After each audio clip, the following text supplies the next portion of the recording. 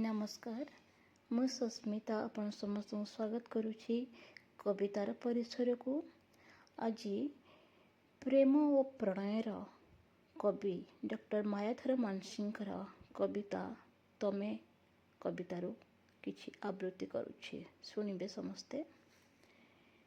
तमे सकले डाकंती तमे तमे बोली से तमेर मूल नाही। तुमे जेबे मते तमे बोली कुह एते मिठा काहीं पाई। काल बैसाखीर मादकता परी से तमेर आकर्षण। ज्येष्ठर प्रदर्श तुमरी से तमे प्रशांतिर आवाहन। से तमेरु झरे मौसमी वर्षार शाश्वत शीतल स्पर्श।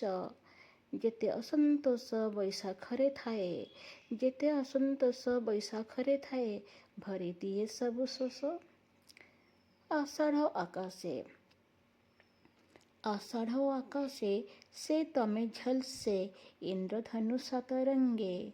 श्रावणर धारा पतित बिंदुर गुरु गंभीरता रागे। तमे परा सेही निर्मल भाद्रव खोला पुस्तक भाष्य। संपर्क नदीर आश्विन पठारे काशतंडी स्मित हास्य। श्वेतांग तुषार तमे जे घासर कार्तिक मुकुट साजी। मार्गशीर पक्को धानर सुगंधे पाए मु तुमको खोजी। पौष सकाळर कुहुडीरे तमे प्रतीक्षित सूर्य रश्मि। फीका पड़ी जाए माघर जड़ता तमे उत्तप्तता घेनी। कोकिल कंठरे पंचम मूर्छना।